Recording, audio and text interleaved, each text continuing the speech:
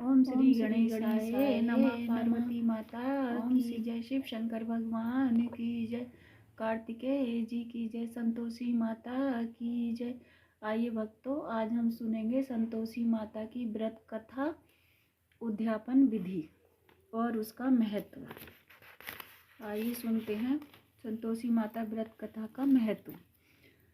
सिद्ध सदन सुंदर वदन गणनायक महाराज, दास आपका हूँ सदा कीजिए जन के काज। जय शिव शंकर जय गंगाधर जय जय उमा भवानी, सिया राम की जय कृपा हरि राधा कल्याणी। जय सरस्वती जय लक्ष्मी जय जय गुरु दयाल, देव विप्र गो संत जय भारत देश विशाल। चरण कमल गुरुजन के नमन करूं मैं शीस, मोह घर सुख संपत्ति भरो देकर शुभ आशीष। भक्त बंधुओं और बहनों, आज हम आपको एक ऐसी पवित्र कथा सुना रहे हैं जिससे सच्ची श्रद्धा भक्ति के साथ सुनने और व्रत करने से घर में हर प्रकार की सुख शांति, वैभव और संतोष आता है। यह पवित्र व्रत कथा माँ संतोषी माता जी की है। यह देवी अपने श्रद्धालु भक्तों की मनोकामनाओं को पूर्ण करके उन्हें संतोष प्रदान करती है, अतः इनका नाम संतोषी माता है। आपके पिता गणेश और माता रिद्धि सिद्धि हैं। आपकी कृपा से दरिद्रता का नाश होकर सुख संपत्ति आती है, कलह कलेश व चिंताएं दूर होती हैं, घर में शांति रहती है, परिवार बाल गोपालों से भरा रहता है, व्यापार में लाभ होता है और सारी मनोकामनाएं पूर्ण होती हैं। संतोषी माता का नाम लेने से सारे काम बन जाते हैं। यूं तो संतोषी माता पूरे संसार में व्याप्त है, लेकिन आपको ढूंढने के लिए कहीं जाने की आवश्यकता नहीं है। आप तो प्रत्येक मनुष्य के हृदय में विराजमान है, जरूरत केवल खोजने भर की है। एक बार भगवान शंकर ने माँ पार्वती से कहा था, प्रभु को प्रत्यक्ष देखना हो तो उन्हें अपने हृदय में देखो। पूर्व में जब प्रभु के द्वारपाल जय और विजय शाप के कारण रावण और कुंभकर्ण बने और उनके अत्याचार से देवता दुखी हुए, तो उन्होंने सर्वरक्षक भगवान श्री विष्णु को पुकारा कि हे प्रभु, हमारी रक्षा करो। फिर भी वे प्रकट नहीं हुए तो भगवान शंकर ने देवताओं से कहा, दूर क्यों जाते हो, प्रभु को अपने हृदय में खोजो। इसलिए संसार के प्रत्येक भक्त को चाहिए कि वह अपने इष्ट के प्रति हृदय में सच्ची श्रद्धा रखे और याद रखे कि भगवान केवल प्रेम के वश में है। इस प्रकार जो भी भक्त संतोषी माता का सच्चे हृदय से ध्यान करता हुआ धर्म और नियम से अपना कार्य करेगा, संतोषी माता उस पर प्रसन्न होकर उसकी समस्त मनोकामनाएं अवश्य ही पूर्ण करेंगी। मन की कामनाएं हो जाए पूर्ण, शोक विपत्ति चिंता सब चूर्ण, संतोषी माता का लीजिए नाम, जिससे बन जाए सारे काम। बोलो संतोषी माता की जय। आइए भक्तों, अब सुनते हैं व्रत और उद्यापन करने की विधि। संतोषी माता का व्रत शुक्रवार के दिन किया जाता है, इसी कारण इस व्रत को शुक्रवार का व्रत भी कहते हैं। इस व्रत में शुक्रवार के दिन प्रातः ही स्नान आदि से निवृत्त हो लें, फिर अपने घर के पूजा स्थल के निकट भूमि को स्वच्छ कर लें, फिर वहां लकड़ी का पटरा रखकर उस पर लाल कपड़ा बिछाकर उस पर संतोषी माता का चित्र रखें व दीपक जलाएं। चित्र के आगे भूमि पर तावे के लोटे या कलश में जल भरकर रखें और उसके ऊपर एक कटोरी में गुड़ और भुने हुए चने रखें। गुड़ और चने सदैव सवाया ही लें, यानी सवा आने, सवा रुपये या सवा 5 रुपये का। यदि गुड़ चना घर में उपलब्ध हो तो वही ले लें, बाजार से लाने की जरूरत नहीं है। इस बारे में कोई विचार न करें, क्योंकि माता केवल भावना की भूखी हैं।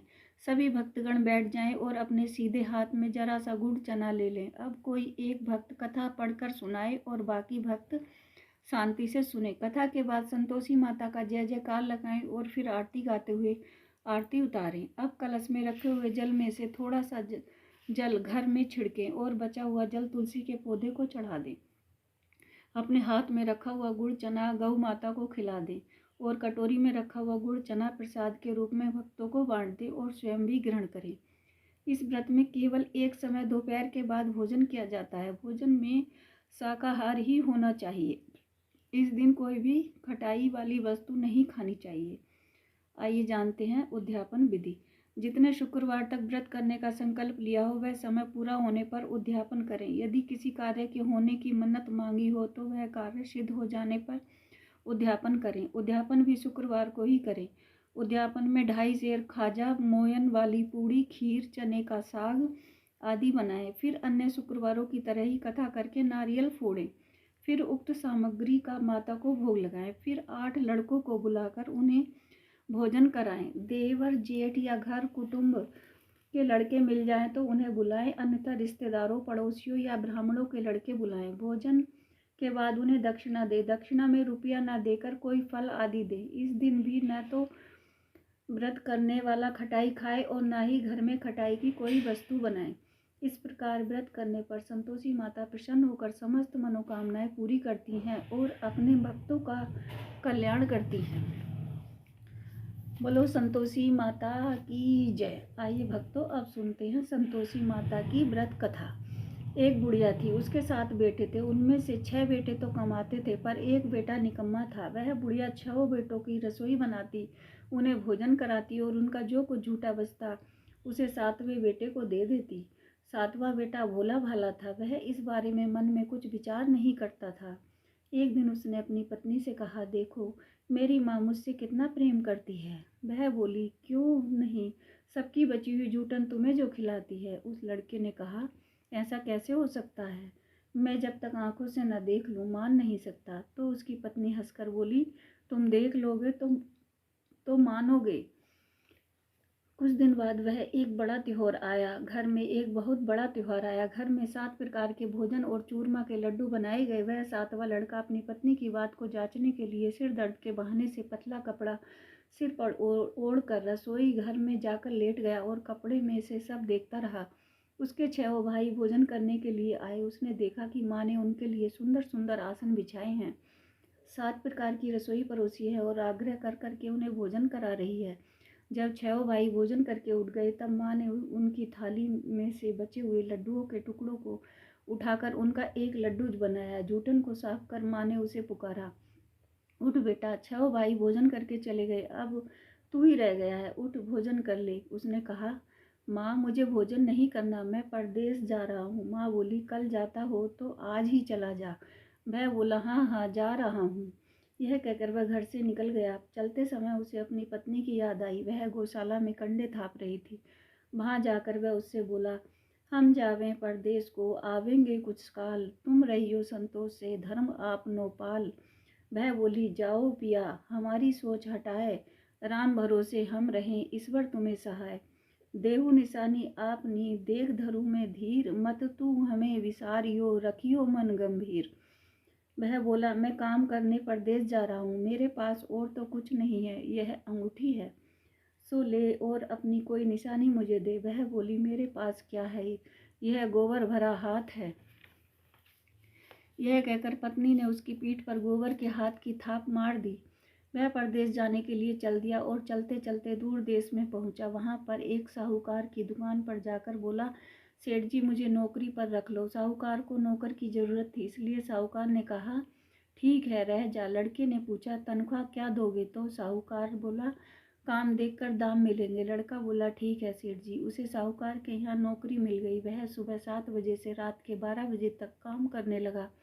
कुछ ही दिनों में वह दुकान का लेन देन, हिसाब किताब, ग्राहकों को माल बेचना आदि सारे काम करने लगा। साहूकार के जो दूसरे 7-8 नौकर थे, वे सब चक्कर खाने लगे कि यह तो बहुत होशियार हो गया है। सेठ ने भी उसका काम देखकर उसे 3 महीने में ही अपने मुनाफे में साझीदार बना लिया। परिश्रम करके वह 12 वर्ष में ही नगर का नामी सेठ बन गया और उसका मालिक साहूकार अपना सारा कारोबार उस पर छोड़कर बाहर चला गया। उधर उसकी पत्नी पर क्या बीती वह सुनो। सास ससुर उसे दुख देने लगे, उससे गृहस्थी का सारा काम करवाकर उसे लकड़ी लेने जंगल में भेज देते। इस बीच घर की रोटियों के आटे से निकलने वाली भूसी की रोटी बनाकर उसके लिए रख दी जाती और फूटे नारियल के खोपरे में पानी दिया जाता। इस तरह उसके दिन बीत रहे थे। एक दिन जब वह जंगल में लकड़ी लेने जा रही थी, तब उसने रास्ते में बहुत सी स्त्रियों को संतोषी माता का व्रत करते हुए देखा। वह वहां खड़ी होकर कथा सुनकर पूछने लगी, बहनों, यह तुम किस देवता का व्रत कर रही हो और इसे करने से क्या फल मिलता है? इस व्रत को करने से क्या विधि है? यदि तुम इस व्रत की विधि मुझे समझाओगी तो मैं तुम्हारा बहुत एहसान मानूंगी।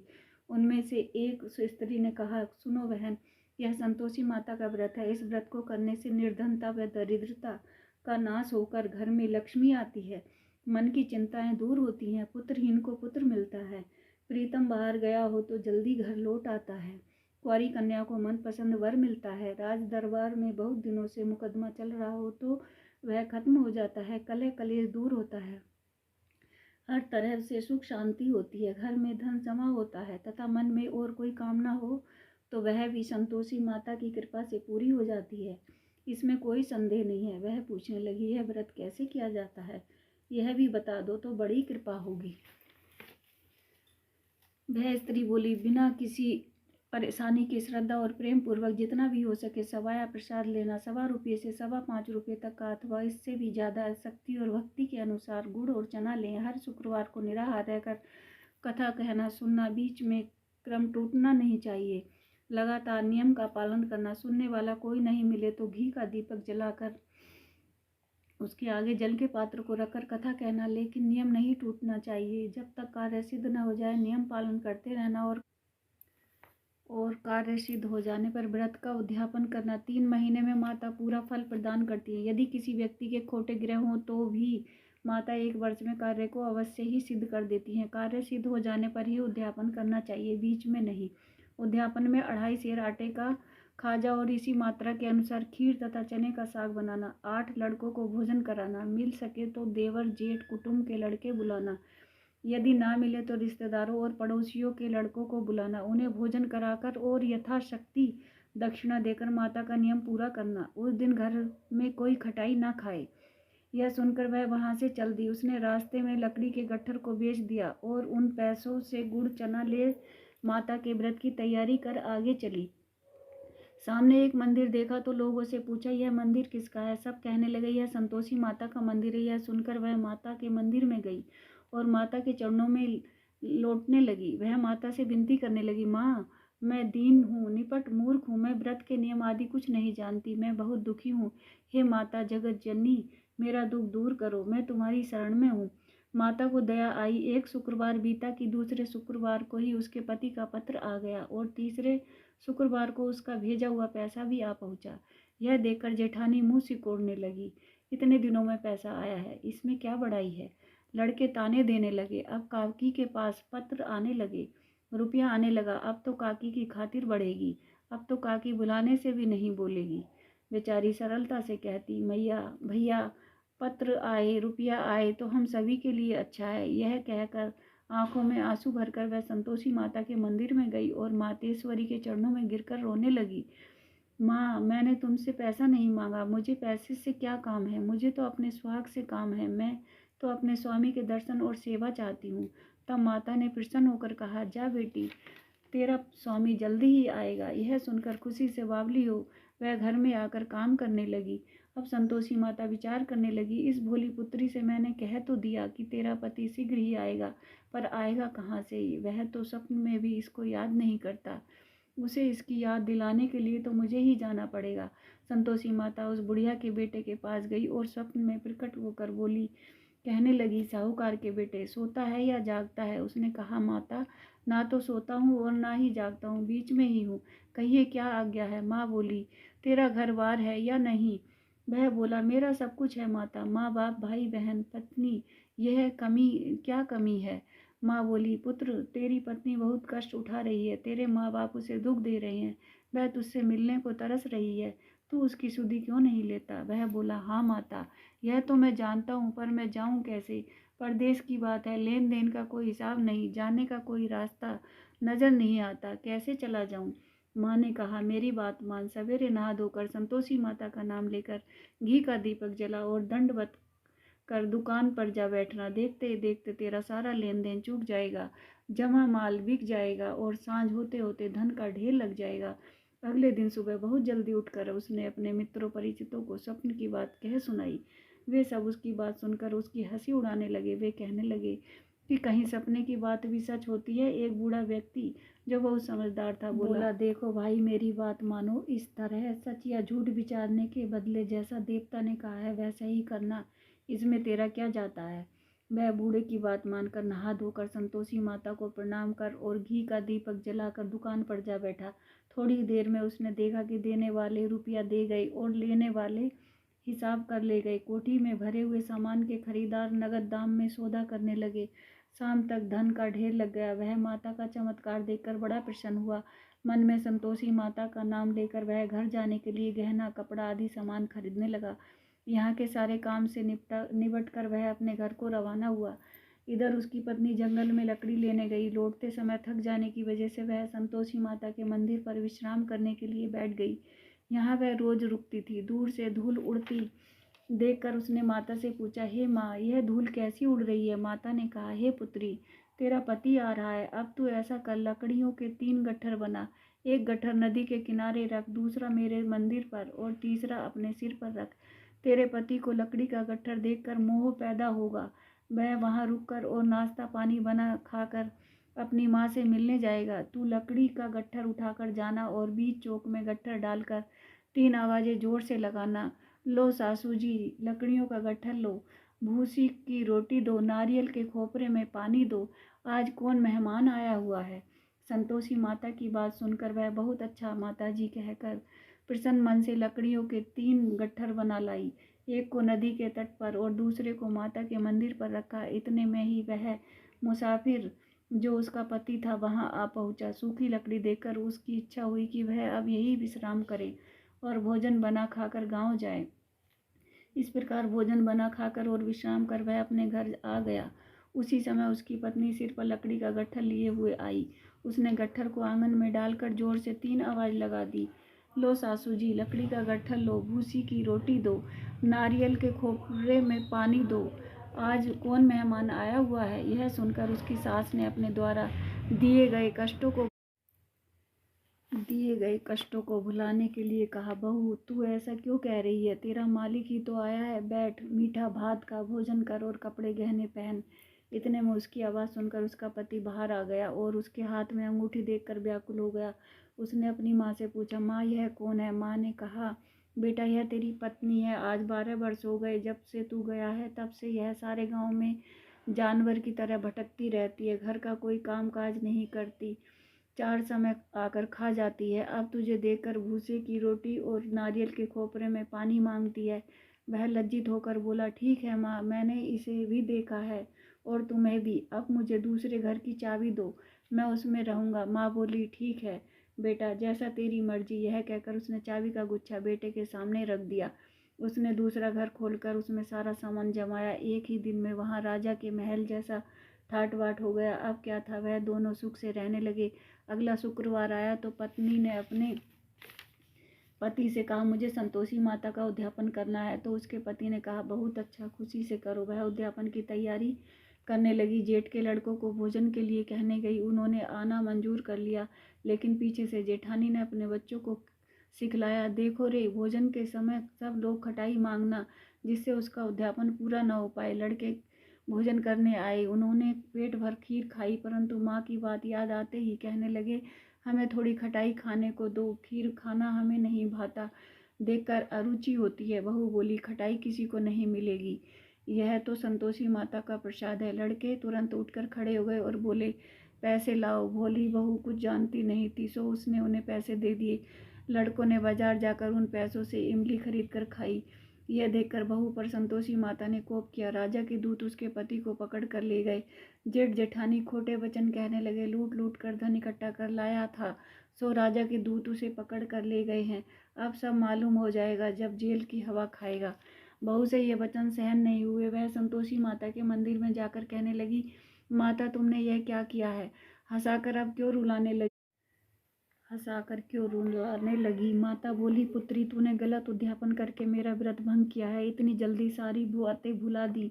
वह कहने लगी, माता, भूली तो नहीं हूँ ना, कुछ अपराध किया है। मुझे तो लड़कों ने भूल में डाल दिया था, भूल से मैंने उन्हें पैसे दे दिए, मुझे क्षमा करो माँ। माता बोली, ऐसी भी कभी भूल होती है? वह बोली, माँ, मुझे क्षमा कर दो, मैं दोबारा तुम्हारा उद्यापन करूँगी। माता ने कहा, अब कोई भूल मत करना। वह बोली, माँ, अब भूल नहीं होगी। अब बताओ माँ, मेरे पति कैसे आएंगे? माता बोली, पुत्री, जा, तेरा पति तुझे रास्ते में ही आता हुआ मिलेगा। वह मंदिर से निकलकर घर को चली तो रास्ते में उसे अपना पति आता हुआ मिल गया। उसने पूछा, तुम कहाँ गए थे? वह बोला, इतना धन जो कमाया उसका टैक्स राजा ने मांगा था, वही भरने गया था। वह प्रसन्न होते हुए बोली, भला हुआ, अब घर चलो। फिर अगला शुक्रवार आया। वह बोली, मुझे संतोषी माता का उद्यापन करना है। पति ने कहा, ठीक है करो। फिर वह जेठ के लड़कों से भोजन के लिए कहने गई। जेठानी ने लड़कों को सिखा दिया कि तुम पहले ही खटाई मांगना। लड़के भोजन करने आए, परंतु भोजन करने से पहले ही खटाई मांगने लगे। हमें खीर नहीं खानी, हमें भात अच्छा नहीं लगता, जी बिगड़ता है, थोड़ी खटाई खाने को दो। बहू बोली, खटाई खाने को नहीं मिलेगी, खाना हो तो खाओ। लड़के उठकर चले गए तो उसने ब्राह्मणों के लड़कों को बुलाकर भोजन कराया। यथाशक्ति दक्षिणा के रूप में एक एक फल उन्हें दिया। इससे संतोषी माता प्रसन्न हो गई। माता की कृपा से 9 महीने बाद उसे चंद्रमा के समान सुंदर पुत्र प्राप्त हुआ। वह पुत्र को लेकर प्रतिदिन संतोषी माता के मंदिर में जाती। माता ने सोचा कि यह रोज आती है, आज क्यों ना मैं ही इसके घर चलूं, उसका आसरा देखूं तो सही। यह विचार कर माता ने भयानक रूप बनाया। गुड़ और चने से सना हुआ मुंह, ऊपर से चून के समान होठ, उस पर मक्खियां भिनभिना रही थी। माता के दहलीज में पांव रखते ही उसकी सास चिल्लाई, देखो रे, कोई चुड़ैल डाकनी चली आ रही है। लड़कों, इसे भगाओ, नहीं तो यह सबको खा जाएगी। लड़के डरने लगे और चिल्लाकर खिड़की बंद करने लगे। बहू रोशनदान से देख रही थी। वह प्रसन्नता से पागल होकर चिल्लाने लगी, आज मेरी माता मेरे घर आई है। यह कहकर उसने दूध पीते बच्चे को अपनी गोद से हटा दिया। इस पर उसकी सास क्रोध में भरकर बोली, मरी रांड, इसे देखकर कैसी उतावली हो गई है, जो बच्चे को पटक दिया। इतने में माता के प्रताप से जहाँ देखो वही लड़के ही लड़के नजर आने लगे। बहू बोली, माँ जी, मैं जिनका व्रत करती हूँ यह वही संतोषी माता है। इतना कहकर उसने तुरंत घर के सारे किवाड़ खोल दिए। सभी माता के चरण पकड़कर विनती करते हुए कहने लगे, हे माता, हम मूर्ख हैं, अज्ञानी हैं, हे माता, आप हमारे अपराधों को क्षमा करो। इस प्रकार संतोषी माता अत्यंत प्रसन्न हुई। हे माता, आपने बहू को जैसे फल दिया वैसे ही सबको देना। जो भी यह कथा पढ़े या सुने उन सबको मनोरथ पूर्ण करना। बोलो संतोषी माता की जय। वीडियो अच्छी लगे तो लाइक करें, शेयर करें, सब्सक्राइब करें। जय संतोषी माता की जय। आइए भक्तों, अब सुनते हैं संतोषी माता की आरती।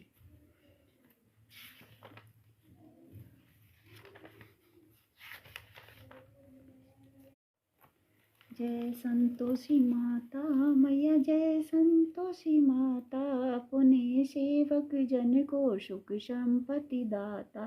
सुंदर चीर सुनहरी माँ धारण कीनो, हीरा पन्ना दम के तन श्रृंगार लीनो।